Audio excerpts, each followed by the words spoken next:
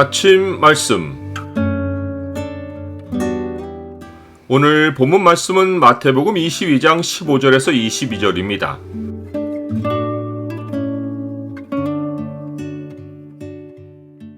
나는 주님의 형상이니 나를 주님께 바쳐야 한다. 오늘 본문을 명령의 창으로 보면 우리가 세상과 하나님께 어떤 태도를 보이며 살아야 하는지가 보입니다. 명령의 창을 보여주는 구절은 22장 21절입니다.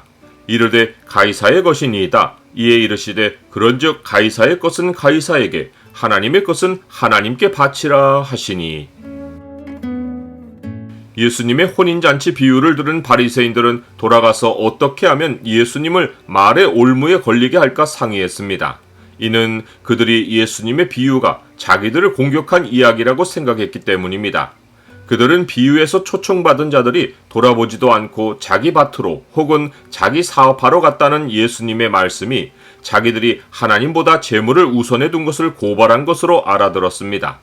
그들은 일전에 예수님이 집 하인이 두 주인을 섬길 수 없나니 혹 이를 미워하고 저를 사랑하거나 혹 이를 중히 여기고 저를 경히 여길 것임이니라. 너희는 하나님과 재물을 겸하여 섬길 수 없느니라 라고 하셨을 때 비웃었습니다. 그 이유는 그들이 돈을 좋아하는 자들이었기 때문입니다. 그들은 돈에 매우 민감했기에 예수님의 비유를 듣고 어떤 사람들은 다르게 해석할 수 있었을 내용을 정확히 돈 문제로 알아들었습니다. 또한 그들은 예수님이 비유의 결론에서 돈을 우선해 둔 자들이 결국에는 천국 바깥 어두운 데 내던져져 슬피 울며 이를 갈게 될 것이라고 말씀하신 것을 자기들에 대한 심한 경멸과 모욕으로 받아들였습니다. 예수님이 돈 문제로 자기들을 공격했다고 생각한 바리새인들은 서로 모여 예수님을 돈 문제로 어떻게 말의 올무에 걸리게 할까를 상의했습니다. 그들이 짜낸 묘수는 세금 문제를 쟁점화하는 것이었습니다. 그들은 자기 제자들을 헤롯 당원들과 함께 예수님께 보냈습니다. 그 제자들은 아직 정식 바리새인들이 아니기에 바리새인들이 그 제자들을 보냄으로써 스스로 나서서 예수님과 부딪히는 일을 방지할 수 있었습니다. 또한 그들이 자기들의 제자들과 함께 헤롯 당원들을 딸려보낸 것은 예수님이 세금 문제로 말의 올무에 걸리면 범죄로 몰기 위해서였습니다. 헤롯 당원들은 헤롯 왕가의 이익을 지지하는 자들이기에 정치적으로나 경제적으로 왕가의 영향력에 해를 입히는 사안이 발생하면 쟁점화해서 사람을 범죄자로 몰 수 있었습니다. 그런데 세금 문제만큼 이 목적을 이루기가 쉬운 사안이 없었습니다. 예수님이 납세를 반대하시면 친로마 정치를 펴는 헤롯 당원들과 마찰을 빚을 수 있었고, 예수님이 납세를 찬성하시면 예수님을 따라다니는 유대인 무리에게 큰 반발을 살 수 있었습니다. 당시 유대인들은 하나같이 로마에 세 바치는 것을 심히 분개하며 그것을 정치적인 굴복으로 여겼습니다. 예수님이 어떤 대답을 하시든지 바리새인들이 이기는 게임이었습니다. 그러나 지혜로도 못하고 명철로도 못하고 모략으로도 여호와를 당하지 못합니다. 예수님은 그들의 악함을 아시고 세금 낼 돈을 자기에게 보이라고 하셨습니다. 그들이 데나리온 하나를 가져왔는데 동전 한 면에는 가이사 티베리우스의 형상과 글이 새겨 있었고 다른 한 면에는 로마의 평화의 여신 팍스의 형상과 글이 새겨 있었습니다. 예수님은 동전을 가리키시며 이 형상과 이 글이 누구의 것이냐라고 물으셨습니다. 그들은 가이사의 것이라고 대답했습니다. 이때 예수님은 사람이 능히 반박할 수 없는 놀라운 말씀을 하셨습니다.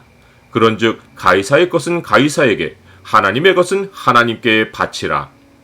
이 말씀에는 여러 가지가 함축되어 있었습니다. 유대인들은 말로는 자기들이 매우 애국적이고 우상을 멀리한다고 했지만 실상에서는 가이사의 형상이 새겨있고 그를 신의 아들로 지칭한 글귀가 쓰여있는 로마 돈을 지녔고 또 로마의 여신이 버젓이 형상으로 조각된 동전을 재산으로 모았습니다.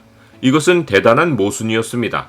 그런 로마 돈을 수없이 축적했으니 예수님이 아니라 바리새인들이 민족의 최고 반역자이자 우상 숭배자로 궁지에 몰릴 위기였습니다. 이뿐만 아니라 예수님의 말씀에는 영적인 메시지가 들어있었습니다. 물건은 거기에 누구의 형상과 글이 새겨 있느냐에 따라 그 인물의 것이고 그 인물에게 바쳐야 했습니다.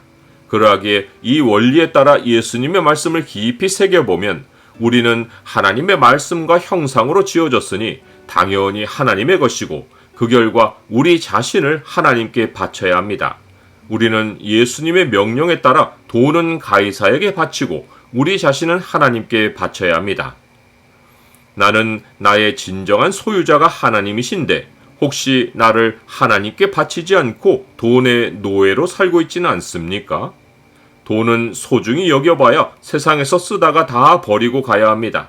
세상 것은 세상에 돌리고 하나님의 것만 하나님께로 돌아갑니다. 나의 주인은 영원부터 영원까지 하나님이십니다. 내가 모태에서 알몸으로 나왔사온즉 또한 알몸이 그리로 돌아가올지라 주신 이도 여호와시오 거두신 이도 여호와시오니 여호와 이름이 찬송을 받으실지니이다.